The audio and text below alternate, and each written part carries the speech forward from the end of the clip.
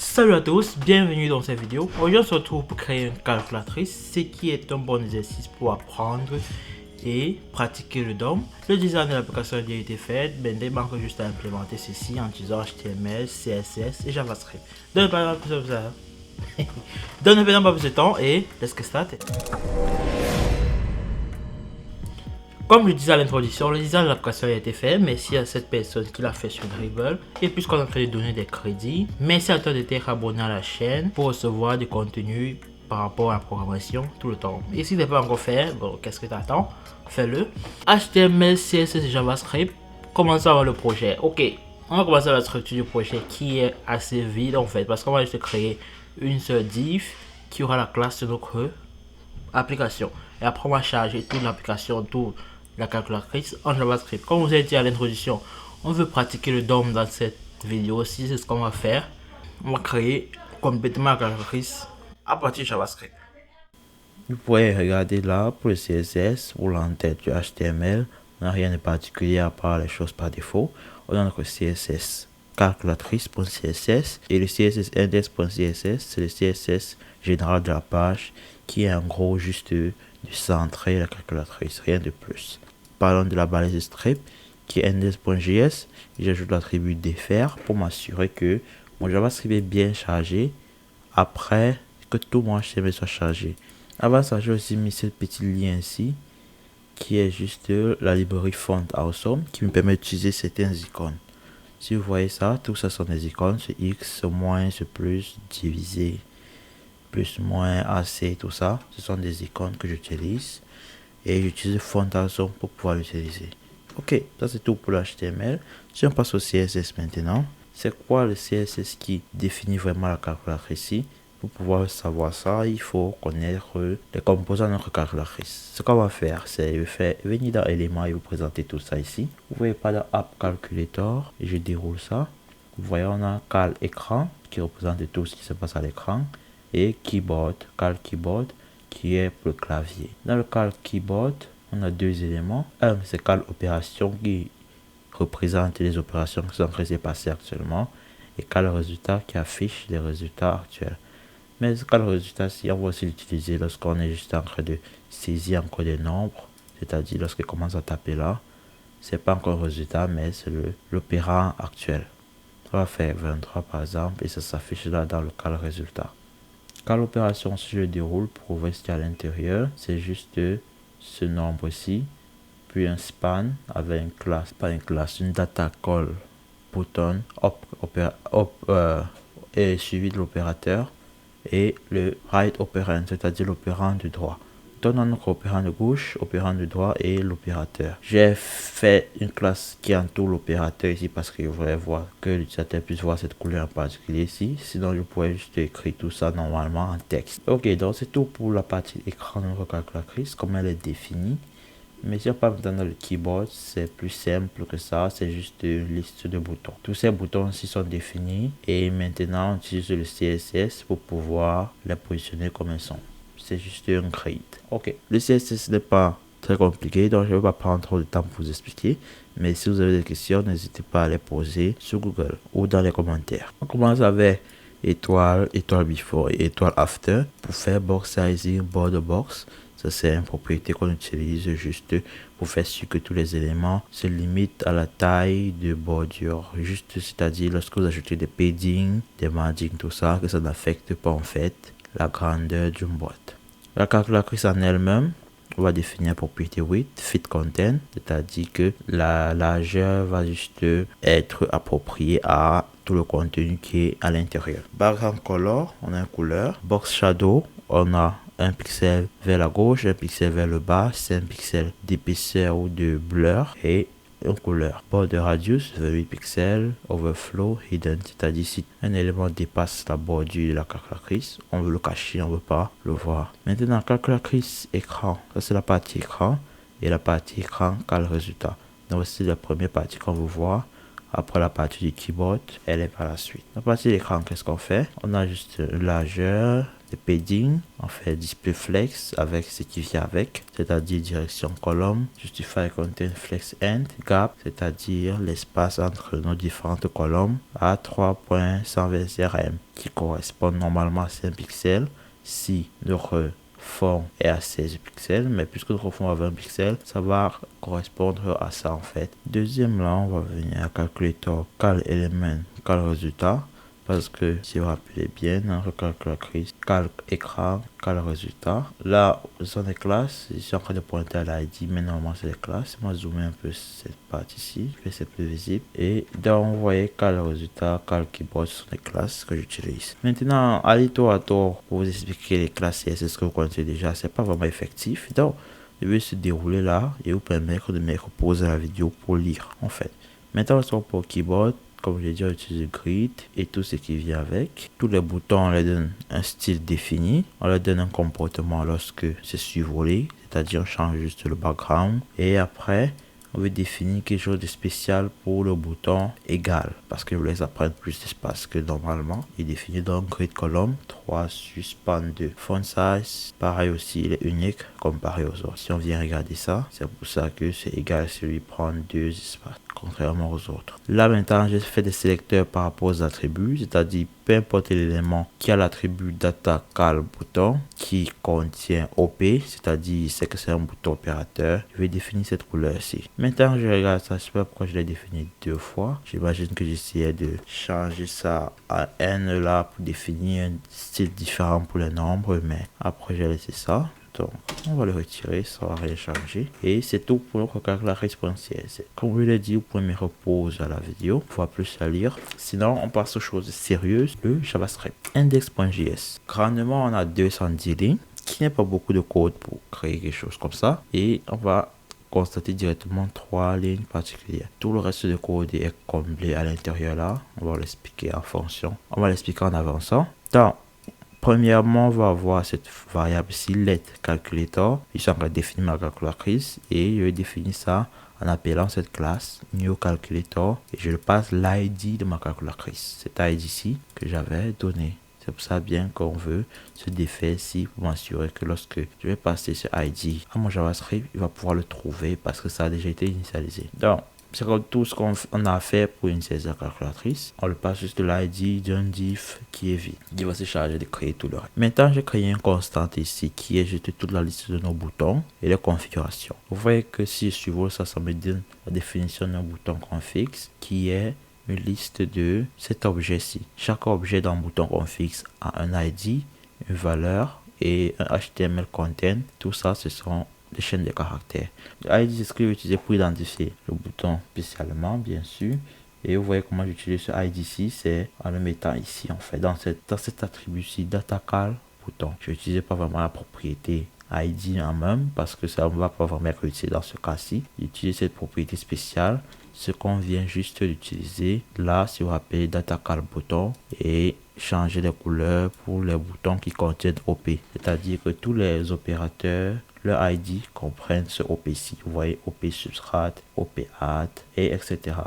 Donc, chaque fois que mon CSS va voir ce OP utilisé quelque part, il sait que c'est un opérateur et dans un style un peu différent. Donc, comme je l'ai dit, mes classes ont un ID ici. J'utilise ce ID ici pour cet attribut-ci, mais j'utilise aussi pour la classe, c'est-à-dire j'ajoute bouton avant, tiret, suivi du même ID.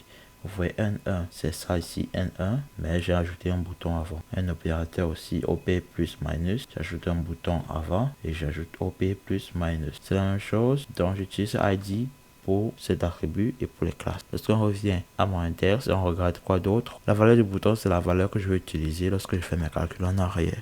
Dans le cas du nombre 7, 8, 9, c'est ça, c'est vrai, ce sont les valeurs que je vais utiliser pour les nombres. Mais le cas des opérateurs, par exemple ce x-ci, x n'est pas vraiment utilisé dans JavaScript pour faire les calculs, c'est plutôt cette étoile-ci que vous voyez pour faire les calculs. C'est pour ça que lorsque l'utilisateur appuie X, ça affiche plutôt l'étoile parce que ça c'est la valeur de ce bouton. Donc après ça on a juste HTML content qui est le contenu qui représente le bouton. le contenu qui est à l'intérieur du bouton. On va dérouler ça pour vous voyez en cas spécial. Donc je les définis en ordre parce qu'ils seront, on va passer pour chaque élément pour les définir en ordre.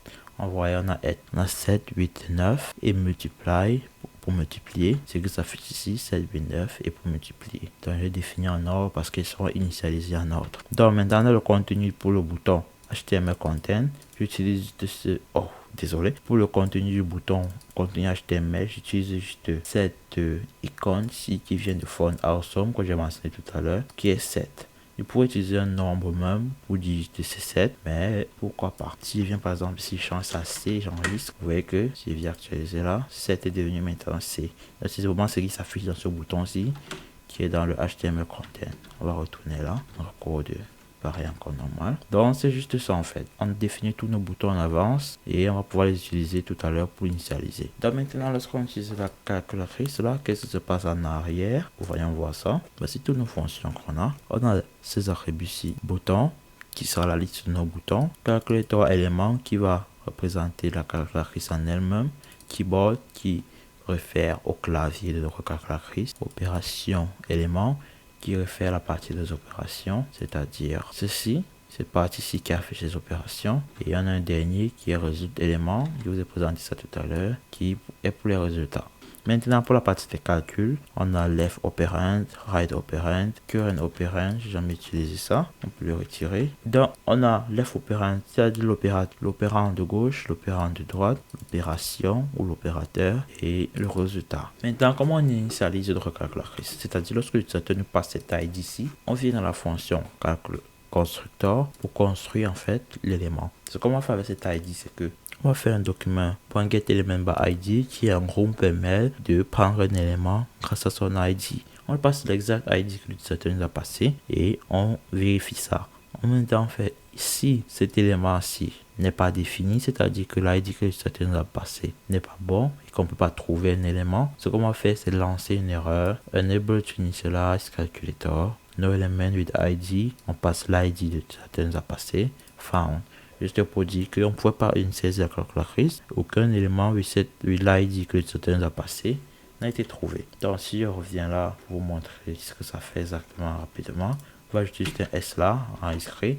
Ce S n'existe pas. Si on revient dans le JavaScript ou dans le navigateur, je vais aller dans la console. Vous voyez cette erreur que j'ai lancée là. Unable to initialize calculator, no element with ID, operate app calculators found. C'est juste ce S qui fait la différence. On peut pas trouver cet élément. Et vous voyez, on n'a rien à l'écran, ça n'a pas pu initialiser la calculatrice. Donc on revient là, on rectifie ça, on enregistre et boum, ça marche. Donc on pourrait trouver l'élément, on a pu initialiser la calculatrice. On continue avec ça. Donc on s'assure juste si on a bien trouvé l'élément là, sinon on jette cette erreur-ci et le code ne va pas continuer. Mais si oui, ça va jamais entrer là et on va en même temps initialiser nos éléments. Initialiser nos éléments. Init component, c'est ça son rôle, et init event pour insérer les différents événements qui se passent dans notre calculatrice. Les différents événements, comme lorsqu'on clique un bouton, qu'est-ce qui va se passer? C'est là qu'on va les gérer. Dans init component, on a ce long code ici. Dans init component, on va commencer par créer l'écran. Je vais juste créer ça directement ici parce qu'il n'y a pas de référence à ça dans ma classe, donc je le crée dans cette variable ici. On fait document.create element div qui nous permet de créer un élément actuel en HTML. Ça c'est une fonctionnalité utile du DOM. Calculator string class list add, on le passe à la classe qu'on veut ajouter. C'est pour ajouter une classe comme je viens juste de le dire. 10 opérations éléments, on va faire la même chose vraiment.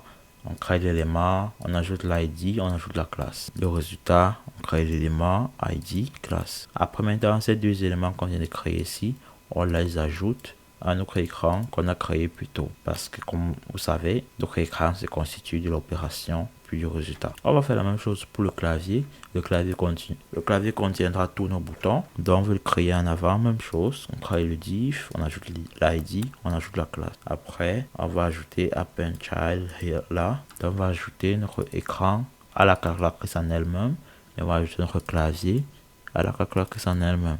Notre clavier actuellement il est vide, ce qu'on va résoudre tout de suite en faisant bouton de config for each et on va prendre un bouton et initialiser. C'est-à-dire bouton de config c'est ce tableau-ci qu'on a. On va passer dans chaque élément de ce tableau, c'est-à-dire cette ligne après cette ligne et on va prendre chaque configuration là pour initialiser ça dans notre fonction initButton. Donc, on va créer cette variable button, initButton, passer la configuration en particulier. Et la fonction va servir de ça pour créer le bouton et l'initialiser et la mettre dans cette variable. Je vais vous montrer ce que cette fonction fait dans quelques secondes. Avant ça, ce qu'on va faire, une fois que le bouton a été créé, cette liste de boutons qu'on a créé plus tôt, on va rajouter ce bouton particulier dans cette liste-là. Vous gardez la référence à ce bouton. Et maintenant, notre élément clavier, comme on l'a créé tout à l'heure, on va rajouter bouton.html parce qu'un bouton est défini par, vous voyez ça, un bouton est défini par HTML et son type. Donc le bouton HTML, c'est un bouton HTML, bien sûr. Et son type, c'est si c'est un bouton de type nombre ou un bouton de type opérateur. Ce sont les deux propriétés qui définissent notre bouton. Maintenant, si on revient là, c'est-à-dire que tous nos boutons ont été initialisés après que ces fonctions soient finies. Et on vient là maintenant, je vais m'assurer que le résultat élément text content soit vide et opération élément text content soit vide. Normalement, ils sont vides, j'ai pas vraiment besoin de ça puisque je viens juste de les créer, ils sont vides. Mais c'était juste pour montrer que on voudrait les vider au cas où on les avait créés par exemple dans le HTML. Donc je vais les retirer ça là, on n'en a pas besoin. J'enregistre et on va regarder ce que fait initButton. initButton permet d'insérer un bouton de la calculatrice. Ça va prendre le paramètre ce ID value HTML content qui est la configuration et ça va nous retourner un bouton défini par HTML et le type. C'est pour ça que vous êtes capable de voir ce que la fonction va nous retourner ici, c'est parce qu'il définit cette documentation là. Si je survole ça, vous voyez, on sait que ça va prendre ça comme paramètre et ça va nous retourner ça, un bouton défini comme ça. Et on a un message là qui nous dit ce que la fonction fait. Donc c'est comme ça qu'on définit ça. Si vous voulez que votre fonction vous donne tous ces détails là, vous définissez ces documentations qui est appelée JS-Doc. Dans la fonction même, elle n'est pas très grande. On va définir une variable bouton avec les propriétés que vous aviez là, HTML qui est un bouton prototype et type qui est vide actuellement. Là, j'ai défini juste ça bouton prototype parce que je voulais que lorsque je traite là, lorsque je fais un point, ça me propose les fonctions du HTML bouton. Normalement, je pourrais juste laisser ça nul pour le moment puisque lorsqu'on va l'initialiser ici avec un create element, ce qu'on utilisait depuis tout à l'heure, sauf que cette fois-ci, on veut créer un bouton. Donc, on va prendre ce bouton-ci, on va prendre la propriété HTML et on va créer le bouton. À ce bouton, on va définir l'attribut particulier que vous voyez tout à l'heure. C'est ici que je l'ai défini, d'attaquer le bouton et je le passe l'ID dont on parlait tout à l'heure. Maintenant, pour le HTML, du bon bouton, c'est HTML content qui était là et pour la classe, je vais juste ajouter la classe bouton premièrement et après la classe bouton tiret pareil encore l'ID de mon bouton.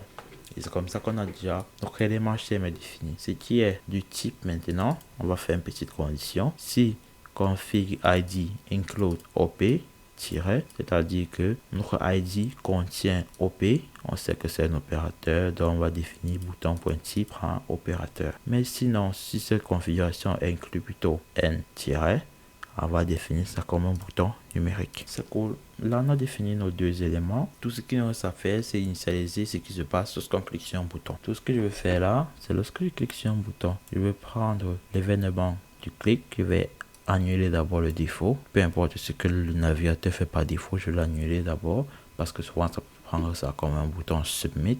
Puisque par exemple, j'ai pas défini le type de bouton que c'est, ça peut prendre ça comme un bouton de type submit et réinitialiser la page chaque fois. Donc je vais annuler ce défaut là, ça ne fait plus ça. Je vais faire un bouton pour HTML qu'on a défini tout à l'heure. Dans un bouton, je vais faire un dispatch event.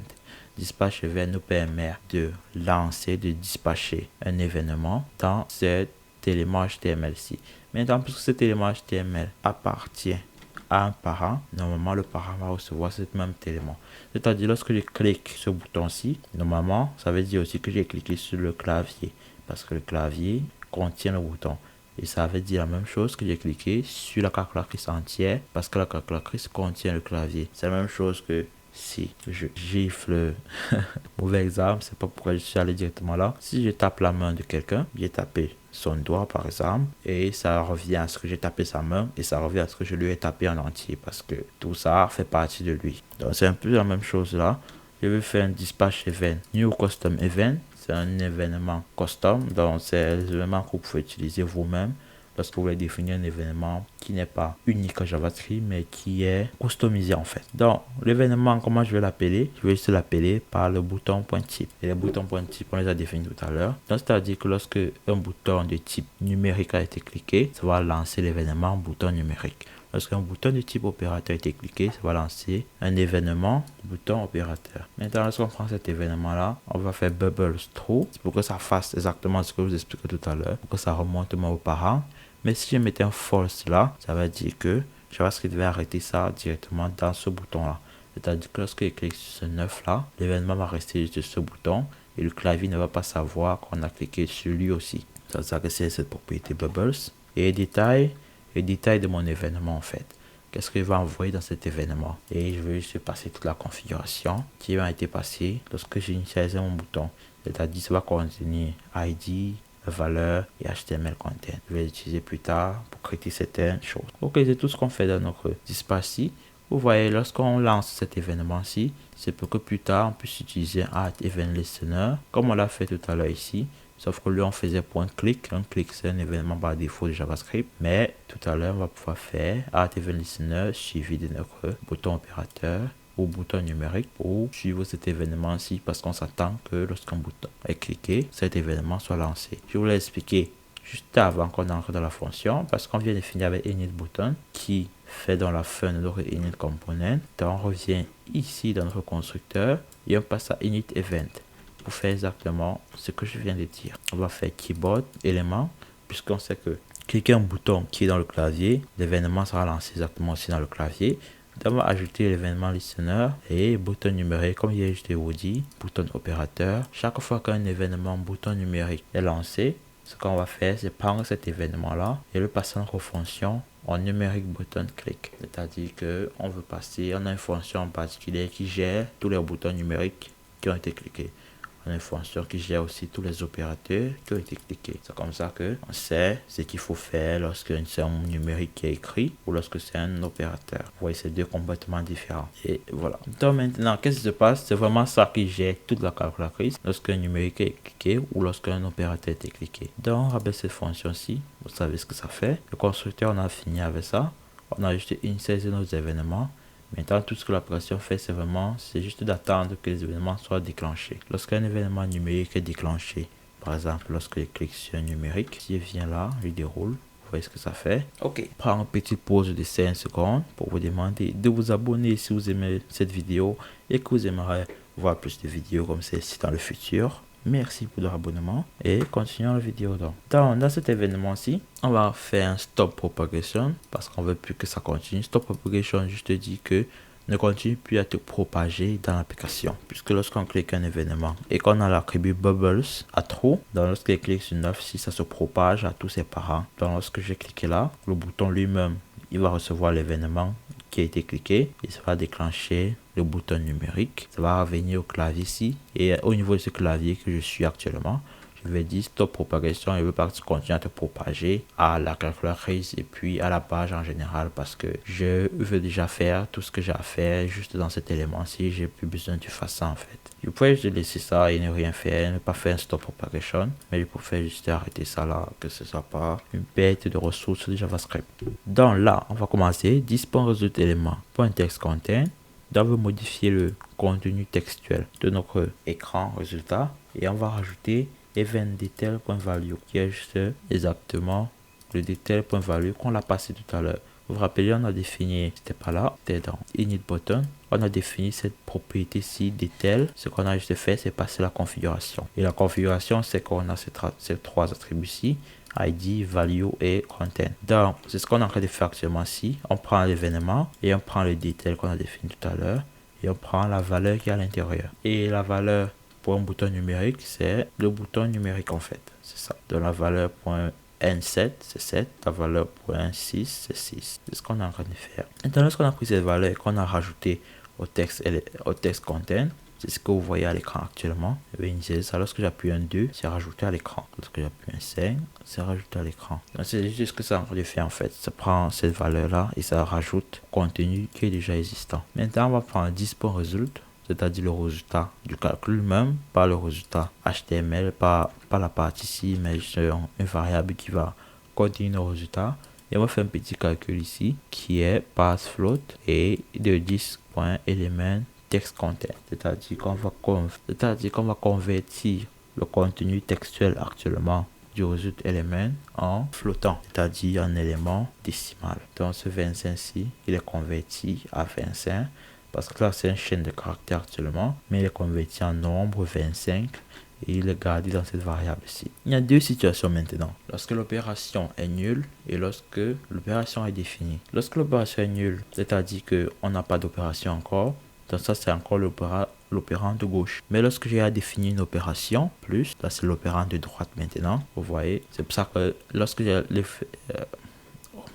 c'est pour ça que lorsque le plus ou l'opération, peu importe ce que c'est, a déjà été défini, maintenant lorsque j'appuie un nombre à nouveau, ça ne le rajoute pas à l'ancien-ci, ça crée un nouveau, ça sait maintenant que ça c'est l'opérant de droite. C'est juste grâce à cette condition-ci.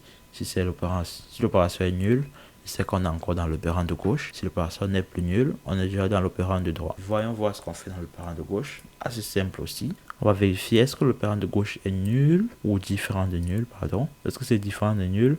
On va juste prendre l'opérant de gauche et convertir résultat. Vous voyez ce résultat, c'est pour ça qu'on le gardait dans cette valeur-ci.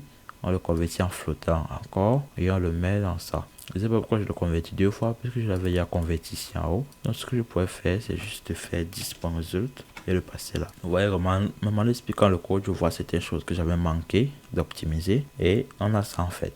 C'est-à-dire ce 10 résultats ou ce 10 résultats que j'ai ici, je le mets dans l'opérant de gauche. Maintenant, sinon, c'est-à-dire que l'opérant est nul en fait. Donc ça c'est pour le premier cas, lorsque la calculatrice vient juste de réinitialiser, l'opérant de gauche est encore nul. Qu'est-ce qu'on veut faire?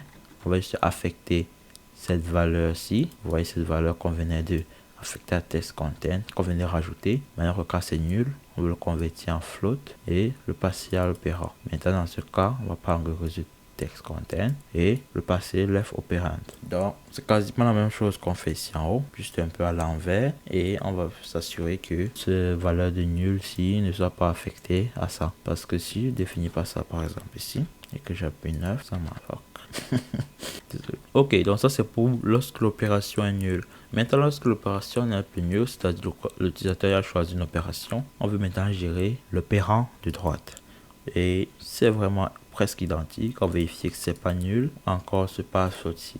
On n'a plus besoin d'être là. Et on va faire quasiment la même chose pour l'opérant de droite. Donc maintenant, l'utilisateur là fait ces deux opérations. Il entre l'opérant de gauche. Il appuie le bouton opération. Et il entre l'opérant de droite. Maintenant, si il appuie égal, on va afficher un résultat. Sinon, il peut appuyer par exemple AC pour faire un reset.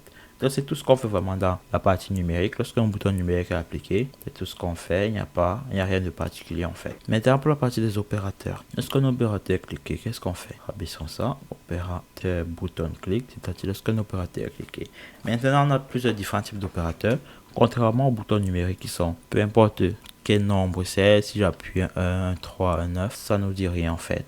On fait la même chose. Mais lorsque c'est un opérateur, on veut savoir quel opérateur a été cliqué et l'opération qu'on va faire par la suite dépend de cet opérateur là. Donc c'est pour ça que vous voyez ici on a ces if pour chaque cas de ID, opérateur égal, opérateur AC, opérateur erase pour effacer et opérateur plus minus qui est le plus ou moins. Événement detail.id qui sera vraiment le ID qui a été passé dans le détail. Comme je l'ai dit, on l'a passé la configuration tout à l'heure, vous vous rappelez. On va passer cette configuration aussi. Donc, on va premièrement stopper la propagation comme tout à l'heure. Et après, on va vérifier c'est quoi le type d'opérateur. Premièrement, on va vérifier au cas où ce n'est aucun de ces opérateurs-ci. Sinon, parce que si c'est aucun de ces opérateurs-ci, c'est déjà que ça sera en plus. Si ça sera ces opérateurs-ci. Fois, moins, plus ou diviser. Puisque vous ne les voyez pas, je ne les ai pas définis ici. Donc je vérifie tous ces opérateurs sont faits. Et sinon, mais c'est maintenant que c'est un de ces opérateurs-là. Ce que je vais faire, c'est, par exemple, prenons plus pour expliquer ce code ici. Si plus a été cliqué, non. Si plus a été cliqué, on va réinsérer le résultat nul. On va prendre résultat element, test content, et on va prendre ce résultat-ci. Mais puisqu'on fait juste de définir en nul,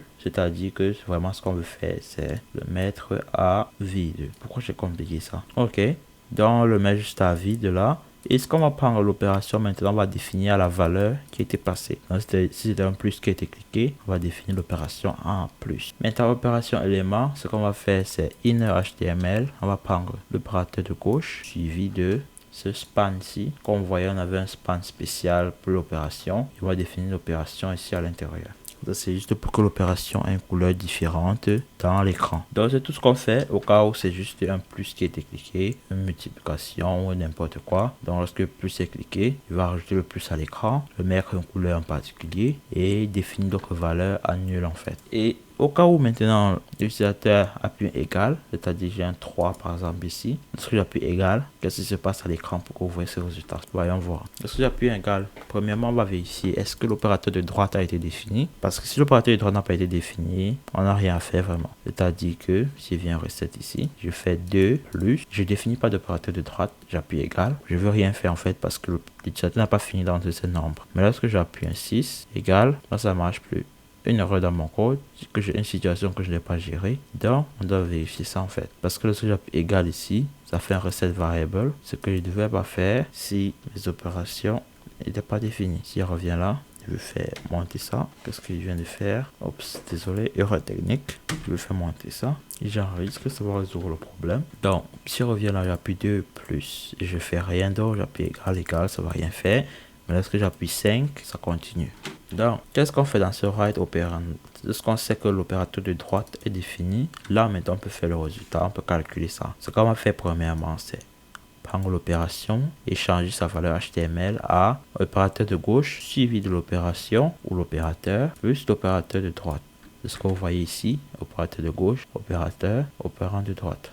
Maintenant, par la suite, on va vraiment calculer le résultat de notre... On va vraiment calculer le résultat de notre calculatrice. C'est pourquoi je ris. On va...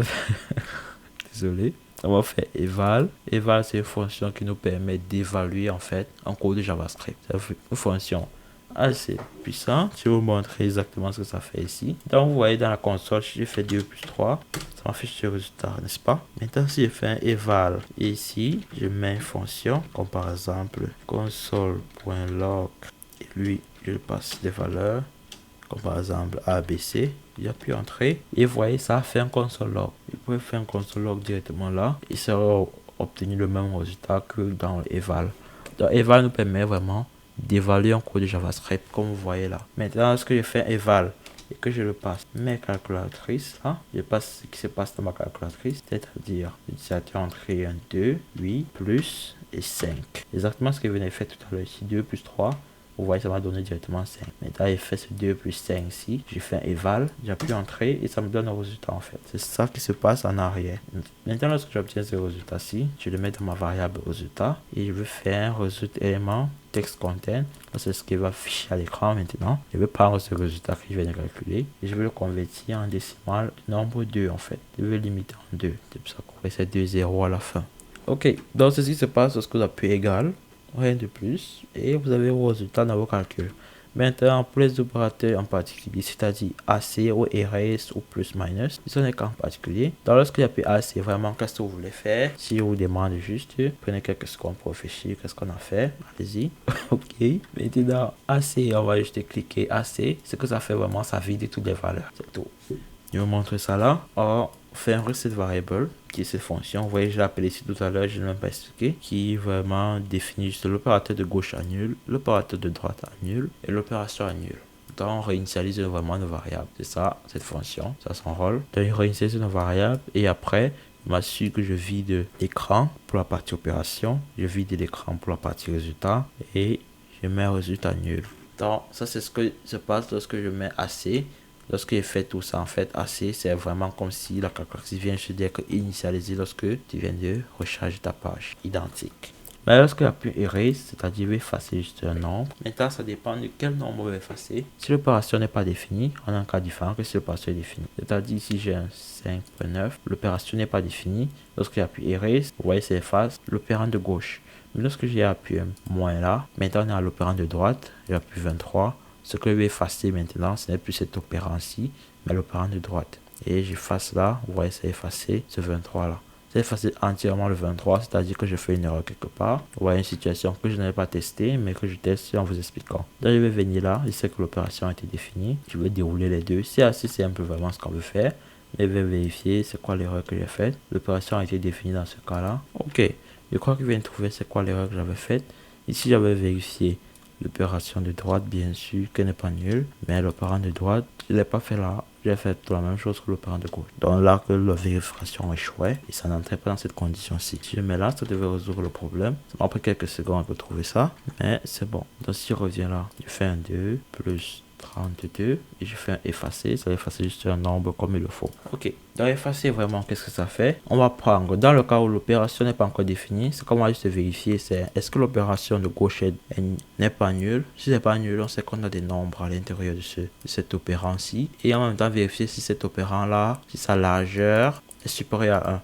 C'est-à-dire que s'il y a juste un chiffre là, sa longueur n'est pas supérieure à 1, c'est juste 1. Et si c'est juste 1, on va venir dans cette situation-ci et on va juste mettre l'opérant à nul. Si l'opérant est nul, on va vérifier ici, c'est ça, c'est 2 points d'interrogation ici, parce qu'à la fin, on va affecter ce texte content là à notre résultat, notre écran de résultat. On va faire, est-ce que l'opérant est nul? C'est ça que ces 2 points d'interrogation disent. Si l'opérant est nul, on va remplacer ça par rien en fait. Chaîne de caractère vide. Mais si c'est pas nul, on veut bien affecter cet opérateur de gauche. Donc, c'est un opérateur bien utilisé ça. Au cas où vous voulez mettre une situation, une valeur alternative, au cas où votre variable est nulle ou indéfinie. Mais dans le cas où l'opérateur n'est pas nul et que la longueur est plus que 1, ce qu'on va faire, ça va retirer le dernier chiffre. Pour retirer le dernier chiffre, on va utiliser plusieurs fonctions là. On va convertir notre opérateur ou notre opérant de gauche d'abord en chaîne de caractères. Vous voyez, c'est la même chose qui se passe ici en bas en fait. C'est juste que ça se passe sur l'opérateur de droite. Normalement, plein de code ici a été répété parce qu'on doit faire lorsque c'est l'opérateur de gauche, lorsque c'est l'opérateur de droite. J'aurais pu mieux faire ça en créant une référence par exemple ou une fonction. Mais vous pouvez faire ça de votre côté en fait. Essayez d'améliorer ça. Mais juste là, ce qu'on va faire, c'est convertir l'opérateur ou l'opérant, que ce soit gauche ou droite ici en bas. On le convertit en chaîne de caractères. Après, on fait un subscript qui nous permet de extraire une partie du chaîne de caractères. Et on va prendre de l'index 0, c'est-à-dire du premier caractère, au avant-dernier caractère. Vous voyez là, on prend la longueur du caractère normal et on retire 1, c'est-à-dire l'avant-dernier. Ce que ça fait maintenant, c'est si j'ai par exemple 25, ça va prendre la longueur ici, retirer le dernier et me remettre juste les deux derniers ici. C'est ce qui se passe lorsque je fais ça. Normalement, ça ne fasse pas juste le 6 là. Ça extrait le 25 et ça affiche le 25 en fait. On ne peut pas juste effacer le 6. Donc on doit retirer le 6. Parce qu'on doit retirer tout le 25 ici et nous retourner ça. Donc c'est tout ce qui se passe lorsqu'on appuie effacer. Voici le code, vous pouvez le lire. Est-ce qu'il peut le mettre tout à l'écran? C'est ça. Assez simple aussi. Donc vraiment la calculatrice, on a plusieurs sinon, parce qu'on veut faire suivre et vérifier chaque situation. Maintenant pour un plus minus, c'est ça. Donc il fait un plus minus. Oh, il vient de voir encore une autre erreur. Comment il fait tellement d'erreurs dans cette application? Vous voyez, c'est ce qui se passe lorsque vous créez une application. Vous croyez qu'elle marche entièrement et vous pouvez toujours trouver des erreurs, des choses à améliorer.